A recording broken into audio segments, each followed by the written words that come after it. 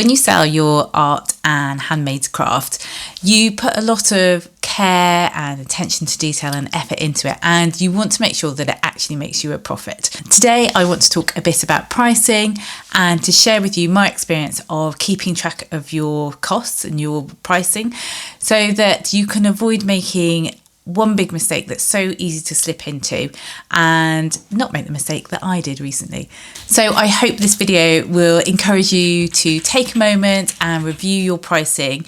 And if you're just starting out on your art and craft business journey, then this video will give you a head start on your pricing from day one. I've also included in the description below a link to download a pricing spreadsheet so that you can keep track of all your material costs, and it will give you the basic formula for pricing your work.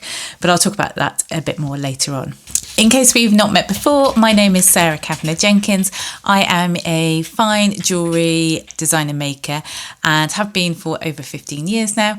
This channel is all about sharing a bit of behind the scenes of my handmade business and also tips and strategies for building your own profitable business that will give you the life that you want. As I said, this video is all about pricing your work and making sure that you keep it profitable.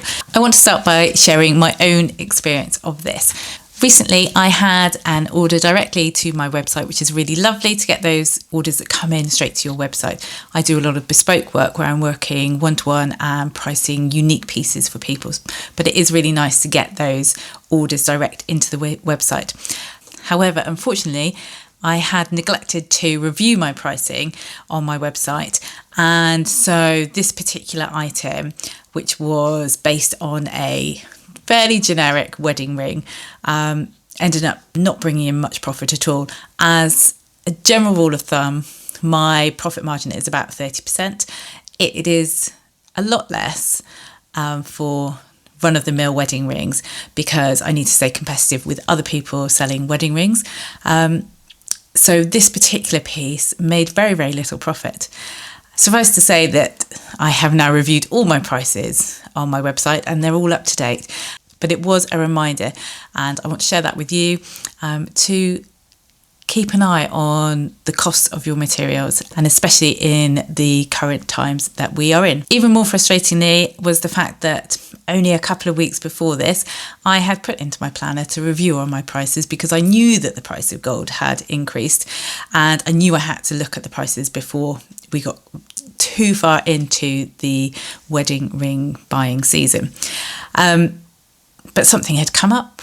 I'd not done it, I'd put it to one side and then completely forgotten about it.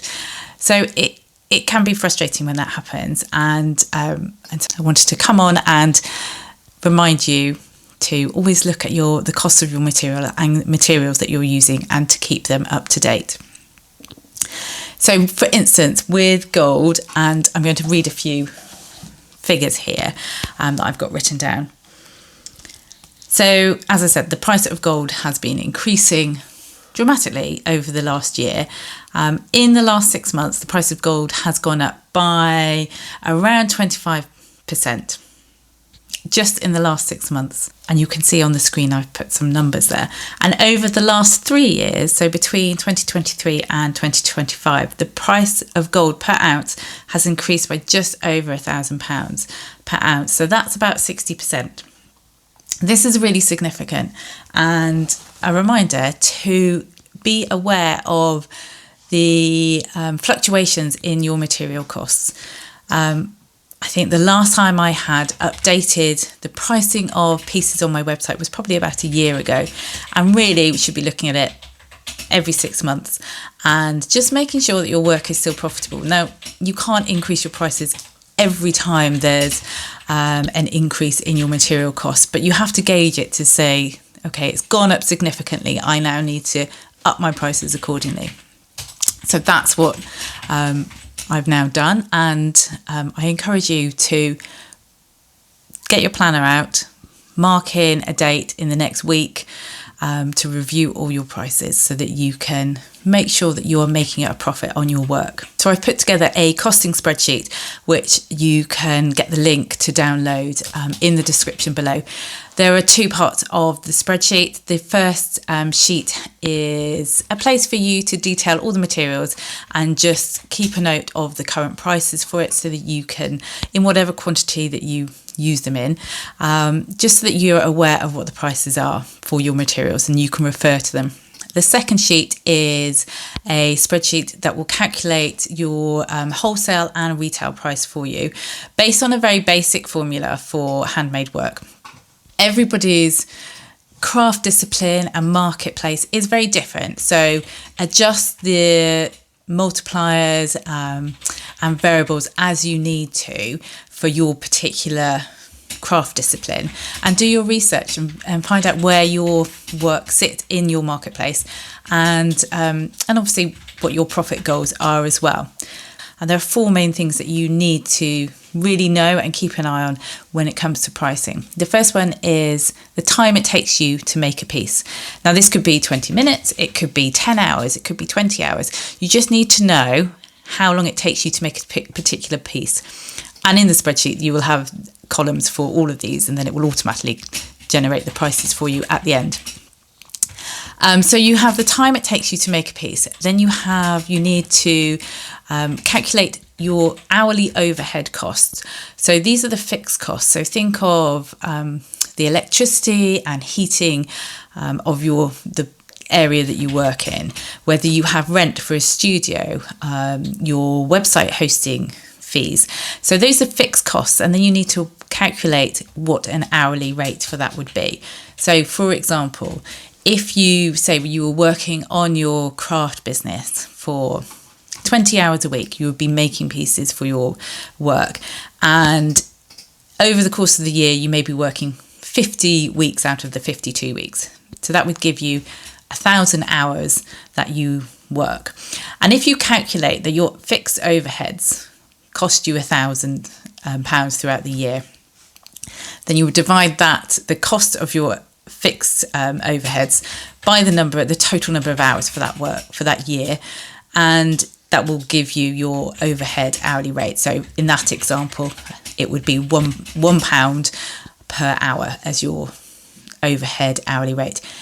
In my instance, it's I work it out as £6 for my overhead cost, £6 per hour that it takes me to make a piece. So that's the other figure you need to know. So the third item you need to know is the cost of your materials and how much it actually costs you to make the piece that you're making. And then finally, what your hourly rate is. So if someone was to subcontract you to help make a batch order for somebody, or if you had to pay somebody else to come in and help you with an order to make various pieces, how much would you be charging? Would you be charging for your time, or how much would you charge somebody else? So that you have an hourly rate as well. And all of those four elements are needed to be able to work out your pricing, your wholesale and retail pricing. Now, I will do another video all about pricing and go into this in a bit more detail another time. But hopefully the spreadsheet that you can download will help you to keep on top of your prices and just be a reference point for you to use when you need to throughout the year. Now, as I said, every craft discipline and every position in the marketplace is different, whether you're selling high-end market or if you're selling more quantity but to the cheaper end of the market. So everybody's business and products are going to look different. So make sure you adjust your pricing and adjust the formulas based on where you position yourself in the market and also your profit goals as well. What is it that you want from your craft business, whether it's a side hustle or it's a business that you're working on full time. As a maker, it's so important that when you sell your work, it is profitable, partly for your peace of mind to know that the effort and the care and your creativity, you are getting value back from that.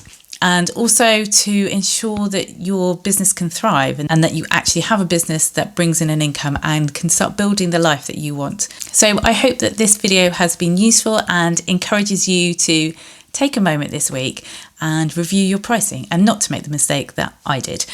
Let me know in the comments if you want to share your own pricing experiences and stories, and if you have any questions, of course do let me know and I will answer those for you as well. And that's it for today, and I will see you in the next video. Bye for now.